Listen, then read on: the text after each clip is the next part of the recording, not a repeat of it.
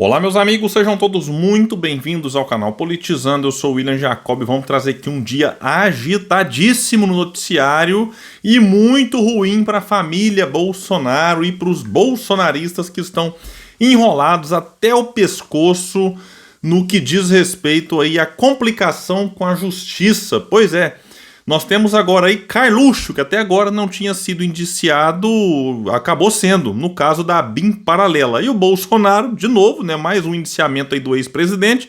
E o Ramagem, que já está encrencado na questão da trama golpista, agora se complica também em outra questão, em outra frente. E, inclusive, uma das complicações para a turma aí é um áudio clandestino de uma reunião entre Bolsonaro e Ramagem.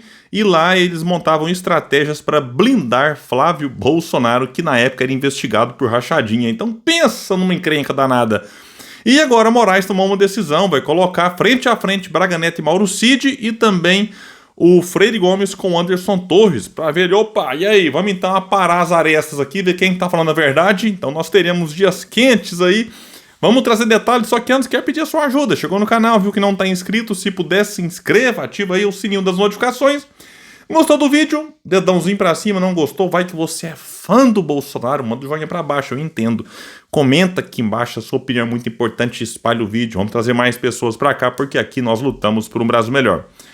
O Carluxo tá dando aí os seus pitis nas redes sociais e, claro, levantando teorias da conspiração. Pobre coitado do Carluxo, foi indiciado.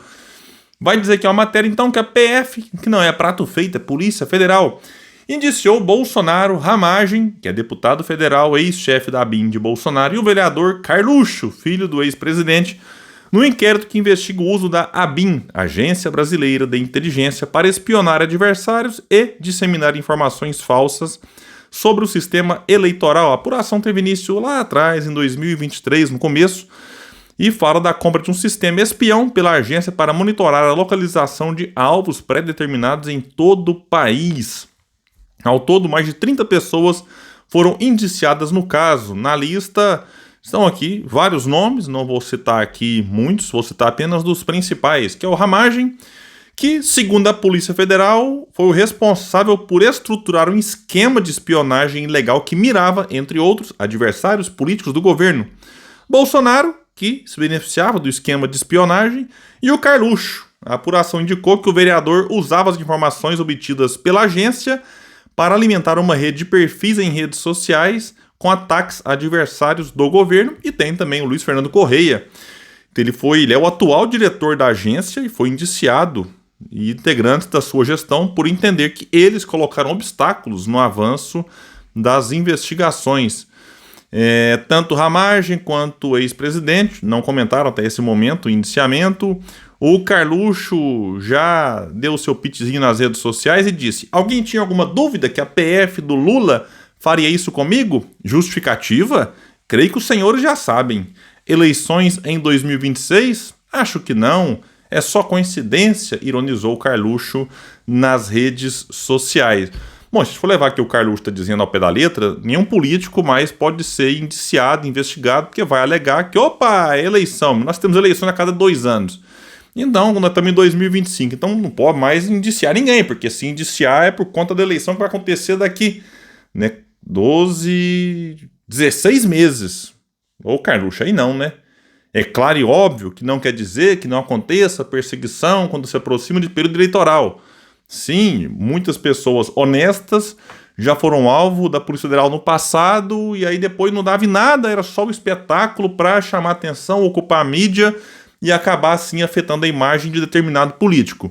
Mas cá entre nós, né, o Carluxo, me assusta, ele até hoje está, digamos assim, passando ileso nesse monte de investigação. Então, me parece que estão atrasados aqui numa questão envolvendo ele. Segundo a polícia, mas também não quero aqui acusá-lo antecipadamente, ele tem o direito de se defender, a presunção de inocência para ele e para qualquer pessoa, gostemos ou não. Segundo a Polícia Federal, a estrutura paralela produziu dossiês de forma ilegal e atuou para disseminar notícias falsas sobre integrantes da cúpula do Judiciário e do Legislativo, além de um ex-presidenciável, servidores públicos e jornalistas. Também monitorou os passos de milhares de cidadãos de forma clandestina, além de autoridades da cúpula dos 3 poderes.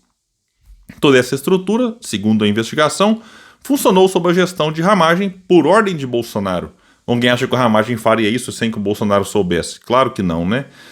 Aqui também vai dizer que, por meio da ferramenta de espionagem, os dados eram coletados de celulares e antenas para conseguir identificar o último local conhecido da pessoa que portava o aparelho.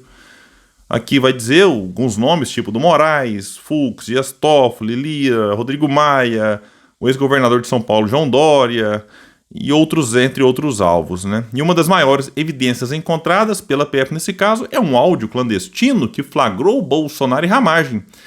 Aqui, então, vai dizer que, num dado momento, a gravação ali apreendida mostra que, em janeiro do ano passado, a gravação foi apreendida pela PF em um computador em janeiro do ano passado e compõe um inquérito que apura o uso da BIM para monitoramento ilegal de adversários políticos. Aí sim, de acordo com a PF, no encontro realizado em agosto de 2020, para ser mais exato, no dia 25, foram discutidas supostas irregularidades que teriam sido cometidas por auditores da Receita Federal na elaboração do relatório da inteligência fiscal. O documento produzido originou o inquérito contra Flávio Bolsonaro no caso das rachadinhas, anulado em 2021 pelo Superior Tribunal de Justiça por irregularidades processuais. Vejam só isso aqui, gente. O uso da BIM para tentar blindar Flávio havia sido revelada pela revista Época de 2020. Na ocasião, a reportagem mostrou que a agência ABIN, que é uma agência de Estado, não é de governo do Bolsonaro, do Lula, a agência produziu pelo menos 2 relatórios de orientação ao senador e seus advogados sobre o caso. Pensa, uma agência com essa importância ficar orientando um investigado por rachadinha, por crime, peculato. A PF aponta que na reunião com Bolsonaro e Ramagem de 2020 também estavam presentes advogados de Flávio Bolsonaro, que citaram estratégias de defesa que pretendiam adotar. Durante a gravação, o chefe da ABIN, o Ramagem, afirmou que seria necessário a instauração de procedimento administrativo contra os auditores, visando anular a investigação, bem como retirar alguns auditores de seus respectivos cargos. Coisa que o Bolsonaro fez demais. Mexeu na PF, mexeu na Receita, mexeu num monte de cargo para proteger a família, como foi revelado aí, escancarado já diversas vezes, né? Isso não é nem a novidade mais. Bom, então é isso, né? Nos chama aqui atenção o fato do Flávio até hoje não ter sido indiciado nesse esquema, já que beneficiado foi o Bolsonaro, indiciado, e o Flávio, então? Então me causa realmente estranheza isso aqui em relação ao Flávio estar passando aí ileso. Bom, pessoal, o Moraes autorizou nesta terça a realização de 2 acariações no âmbito da ação penal 2668, que investiga a existência de uma organização criminosa formada por integrantes do governo Bolsonaro e setores das Forças Armadas para tentar invalidar o resultado das eleições de 22 e promover um golpe de Estado. Estarão frente a frente, então, quem? Braga Neto, que é ex-ministro da Defesa e candidato a vice de Bolsonaro, e Mauro Cid, ex-ajudante de ordens aí do ex-presidente. Então essa é a primeira. A segunda cariação será entre o Anderson Torres, ex-ministro da Justiça de Bolsonaro e durante o 8 de janeiro era secretário de Segurança do Distrito Federal, e o general, o Freire Gomes, que foi comandante do Exército durante o período ali investigado. As 2 acariações foram solicitadas pelas defesas dos réus. Os advogados de Braga Neto sustentaram que há inconsistências entre as versões apresentadas por seu cliente Mauro Cid sobre algumas reuniões e interações ocorridas no âmbito do alto escalão militar. Já Anderson Torres apontou que contradições graves entre seu depoimento de Freire Gomes exigem então uma cariação entre os dois, especialmente no que se refere ao conhecimento e a reatividades aqui das Forças Armadas diante de eventuais planos de ruptura institucional. A expectativa é que, encerradas as acariações e diligências pendentes, o processo entre em sua fase conclusiva, quando as defesas e o Ministério Público apresentarão seus últimos argumentos antes do julgamento. A AP 2668 é considerada uma das peças centrais para apuração da responsabilidade criminal do ex-presidente Bolsonaro e seus aliados mais próximos na tentativa de uma ruptura institucional após as eleições de 2022.